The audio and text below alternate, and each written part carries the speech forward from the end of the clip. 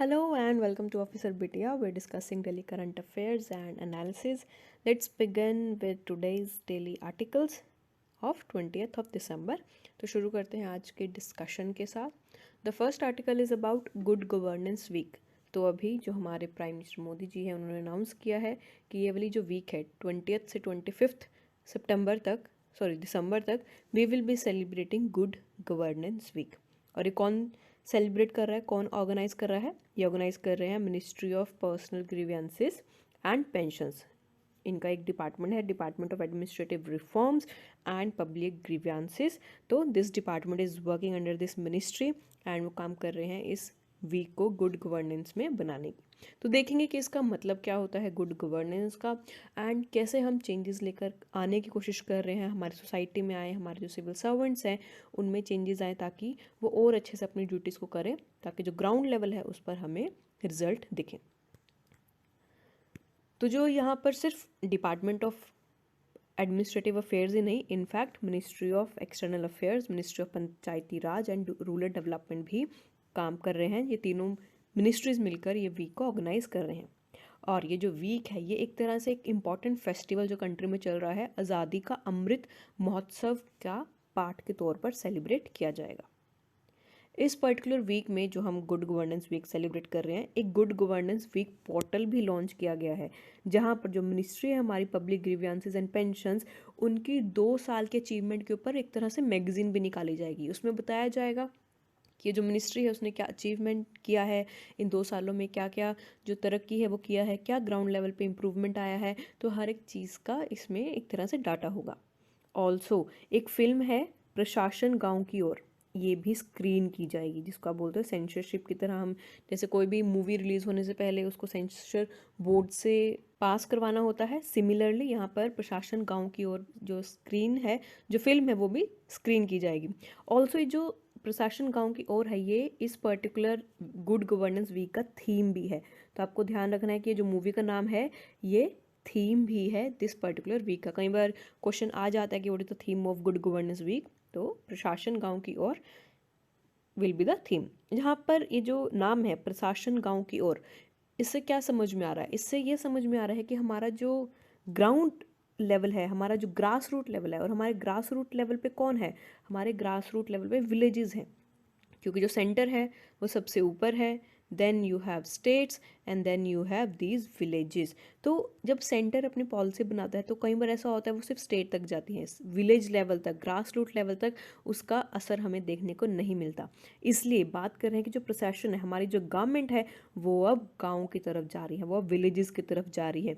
तभी हम बात करते हैं डिसेंट्रलाइज्ड डेमोक्रेसी, जो कि इंडिया है. तभी हमने 73rd एंड 74th अमेंडमेंट भी किया था, ताकि जो हमारा विलेज लेवल है वहाँ पर भी गुड गवर्नेंस आ सके, वहाँ पर भी जो सेंटर की पॉलिसीज़ हैं उनका इफेक्ट पहुँच सके और जो पॉलिसीज़ हैं वो भी अच्छे से इम्प्लीमेंट हो सके. अब गुड गवर्नेंस वीक में देखते हैं, we have already seen 3 ministries यहाँ पर काम कर रही हैं. यहाँ पर जो 700 जो डिस्ट्रिक्ट कलेक्टर्स हैं वो अपने अपने एरिया में पार्ट लेंगे और जो भी तहसील्स हैं, पंचायती समिति हैं, उनको विजिट करेंगे. इस पर्टिकुलर इवेंट का ऑब्जेक्टिव क्या होगा?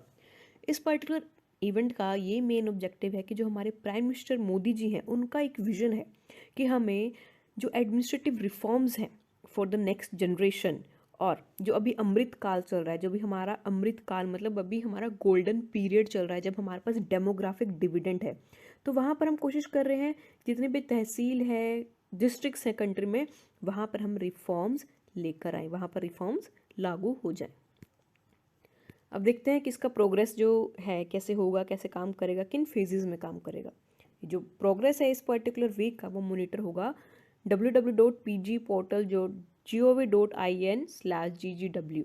तो इस पोर्टल पर आप विजिट कर सकते हो ताकि देख सकते हो क्या क्या हमने अचीवमेंट हासिल की है.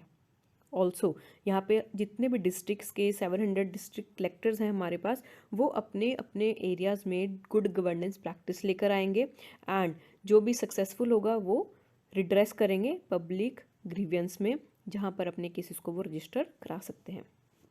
यहाँ पर पूरा शेड्यूल भी गिवन है, क्या क्या शेड्यूल होगा, जैसे कि 1 दिसंबर को होगा, वहाँ पर डेलिब्रेशन होगा गुड गवर्नेंस इनिशिएटिव्स की कौन कौन से initiatives ministry of internal affairs लेकर आए हैं। देन दिसंबर 22 वहाँ पर होगा जो नेशनल वर्कशॉप होगी for next phase of reforms to reduce compliance burden and integrated and effective governance practices by DPIIT। Okay, तो ये जो डिपार्टमेंट है इसके जो भी हम देखेंगे कि कौन कौन से रिफॉर्म्स लेकर आएंगे, तो बेसिकली एक तरह से वर्कशॉप अरेंज की जाएगी। देन 23 दिसंबर को भी एक वर्कशॉप होगी जो कि department of personnel and training ही लेंगे अंडर द थीम, कौन से थीम के under, mission Karmayogi the path ahead. Then December 24 यहाँ पर भी वर्कशॉप होगी जहाँ पर ग्रीवेंसेस लिए जाएंगे on initiatives for increasing efficiency in decision making in central secretariat. जो सेंट्रल लेवल है वहाँ पर क्या डिसीजन मेकिंग होगी, उसकी इंक्रीज एफिशिएंसी, तो उसके जो इनिशिएटिव्स हैं उसकी डिस्कशन होगी। Then 25 December that will be your Christmas day also, तब वहाँ पर good governance day will be celebrated. So these are the events जो प्रोग्रेस होंगे। Okay, now the next is about election laws amendment bill 2021। तो अभी हमारा winter session on है, तो इस सेशन में विल ट्राई कि हमारे जो बिल्स हैं वो फटाफट से पास हो जाए। तो अभी ये जो इलेक्शन लॉज अमेंडमेंट बिल है इसको लोकसभा में लाया गया है, जिसमें हम काम कर रहे हैं कि जो आधार कार्ड है हमारा उसको इलेक्टोरल रोल के साथ लिंक किया जाए। तो यहाँ पर गवर्नमेंट कोशिश कर रही है हर एक चीज़ को लिंक करने की। पहले मोबाइल नंबर को आधार से लिंक करना था और अब इलेक्टोरल रोल को आधार से लिंक करना है। बिल के बारे में देखते हैं। जो ये बिल है ये जो इलेक्टोरल रजिस्ट्रेशन ऑफिसर्स होते हैं उनको कहेंगे कि वो आधार नंबर, जो लोगों के आधार नंबर है उनको रजिस्टर करें एज वोटर्स। ओके, तो हमारे जो आधार नंबर होंगे वो वोटर्स की तरह रजिस्टर्ड हो जाएंगे। जो भी लोगों को एक आधार नंबर है तो उनको एज अ वोटर की तरह डेजिग्नेशन कर दिया जाएगा। और अगर जैसे हम वोट देने जाते हैं तो हमें आधार कार्ड लेके जाना ज़रूरी होता है, तब भी यही होगा कि हमारा जो आधार नंबर होगा वो हमारी आइडेंटिटी की तरह यूज़ होगा। ऑल्सो जो इलेक्टोरल रजिस्ट्रेशन ऑफिसर्स हैं वो किसी भी पर्सन से आधार नंबर मांग सकते हैं जिन्होंने इलेक्टोरल रोल में ऑलरेडी नाम रजिस्टर कराया हुआ है। तो एक तरह से अगर आपको वोट देने जाना तो आपका आधार नंबर एज आपका वोटिंग ID ही बन जाएगा। तो ये गवर्नमेंट कोशिश कर रही है करने की। ऑल्सो देखते हैं अब और कौन से चेंजेस लेकर आ रहे हैं। इससे क्या होगा, जो हमारी एंट्रीज इलेक्टोरल रोल में और जो हमारा रजिस्ट्रेशन है गवर्नमेंट के डाटाबेस में, जैसे हमारा आधार नंबर लिंक्ड है कि सपोज XYZ पर्सन का नेम में 000231, suppose this is Aadhaar number, ये लिंक्ड है। अगर इलेक्टोरल रोल में भी हमने 000231 डाल दिया तब वो सेम पता चल जाएगा कि this is the same person XYZ। तो एक तरह से गवर्नमेंट कोशिश कर रही है कि यहाँ पर हमारी जो डिफ़िकल्टीज़ है वो कम हो सके और हमारा जो डाटा है वो एक साथ आ सके और एक एक कंस्टिट्यूएंसी के अपने अपने आ जाएंगे और जो भी रजिस्ट्रेशन है वहाँ पर आप करा सकते हो।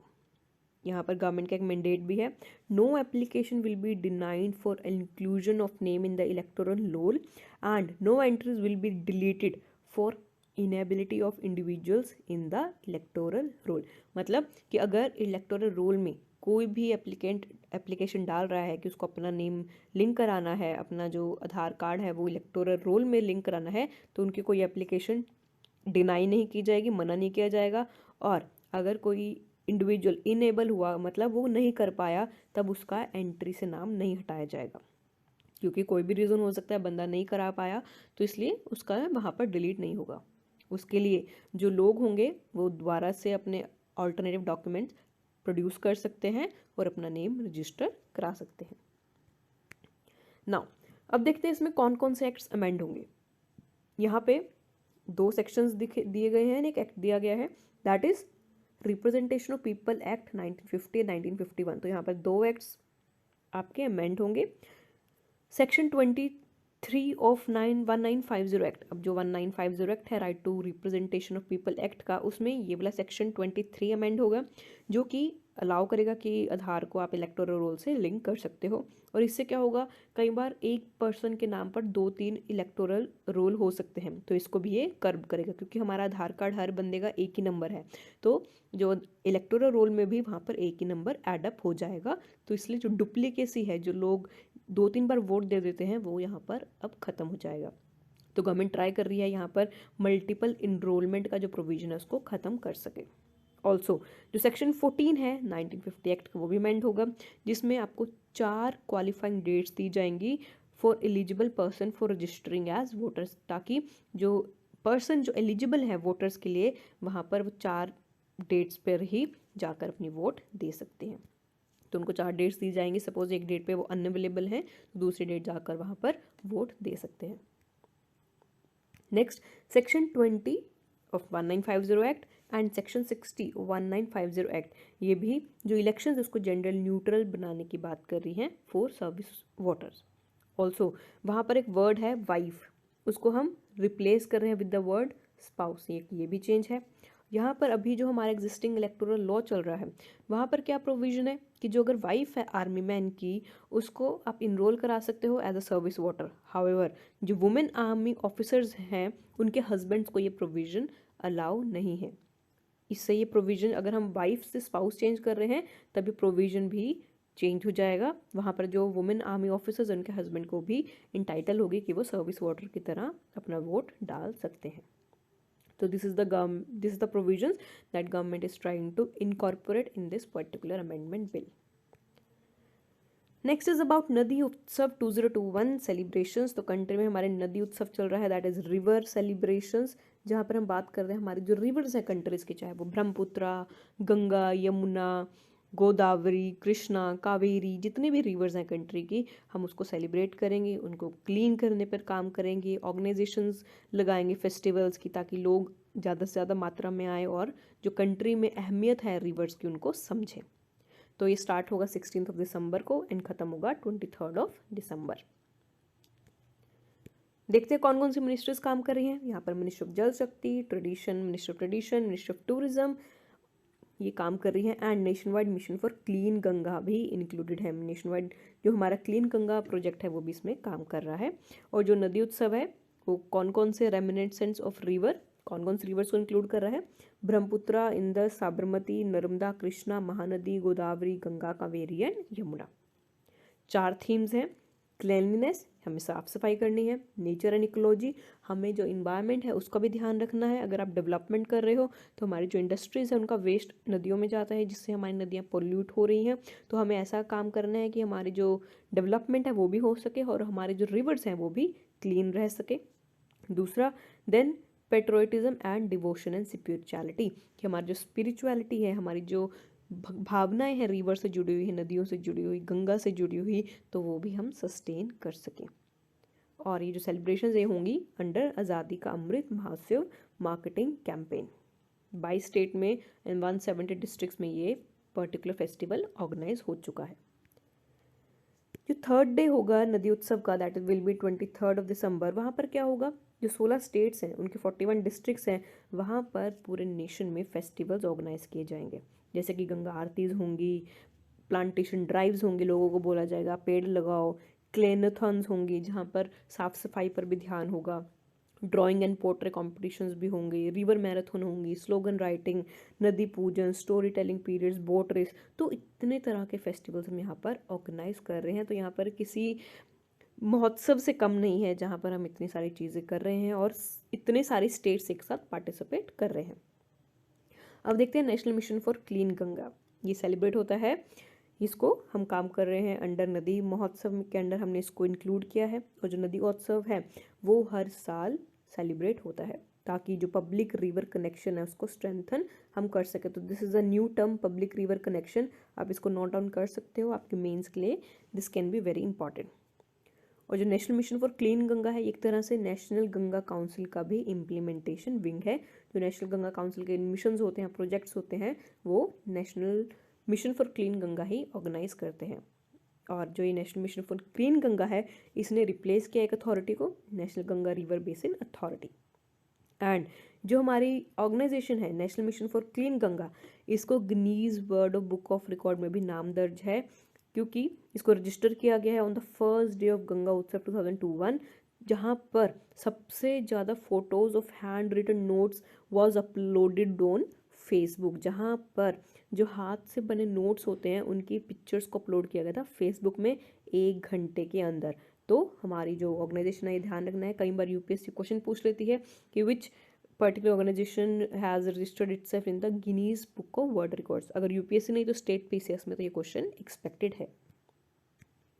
नाउ अब जो नदी उत्सव है उसको सेलिब्रेट करते हैं ताकि जो हमारे रिवर्स हैं उनकी वैल्यू का पता चले, उनके ऊपर क्विजेज होते हैं, स्टोरी टेलिंग होती है, डांस एंड म्यूजिक भी होता है, जो आर्ट फॉर्म्स होती हैं उनको भी शोकेस किया जाता है, इवन एग्जीबिशंस भी यहाँ पर लगाई जाती है।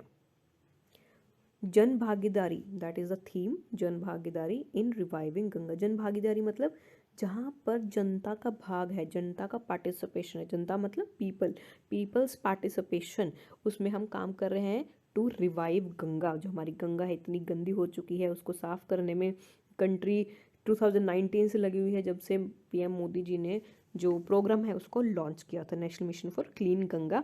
तो इसमें पब्लिक की पार्टिसिपेशन की बहुत ज़रूरत है, तभी हमारी जो गंगा है वो क्लीन हो पाएगी। So now this is the map of river that you can see. तो यहाँ पर देखते हैं हम, this is your Ganga river that is flowing into Bangladesh and then into bay of Bengal. इसकी जो ट्रिब्यूटरीज हैं these are Yamuna, okay. This is your Narmada river that flows into Arabian sea. यहाँ पर तापी रिवर भी है that also flows into Arabian sea. This is your Godavari river, this is your Krishna जिसकी tributary Bhima भी है, this is your Kaveri river, this is your Brahmaputra and यहाँ पर you have Indus river. Okay, so you should know all these rivers इनके location. This is your Mahanadi, this is your Son, Rihand which is the right bank tributary of सोन।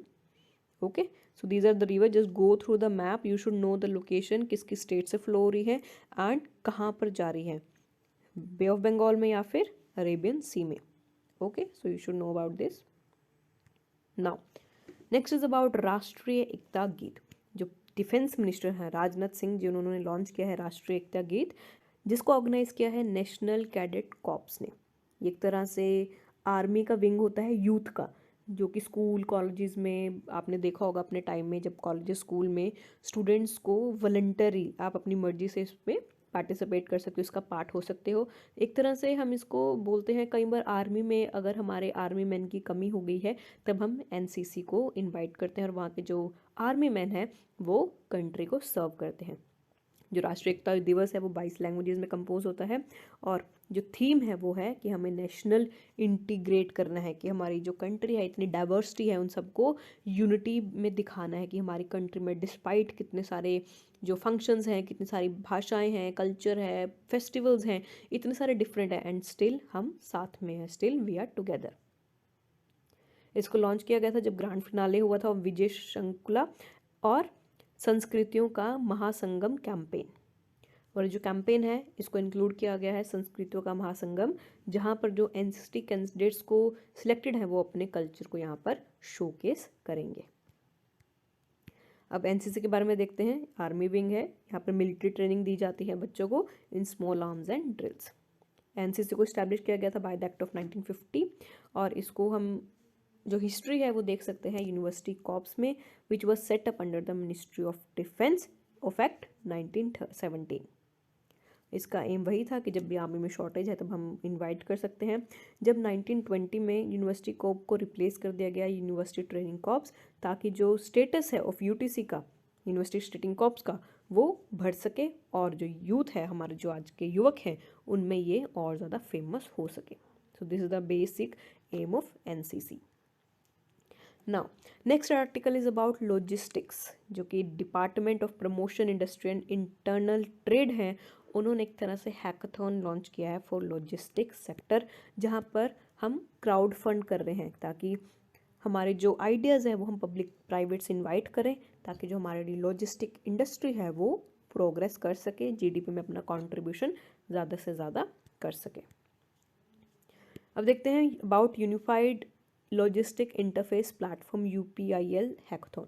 एक तरह से इसका ये M है कि हमारी जो एफिशिएंसी है लॉजिस्टिक सेक्टर में वो इंक्लूड हो सके एंड ऑब्वियसली हमारी जो कॉस्ट है वो भी यहाँ पर कम हो सके।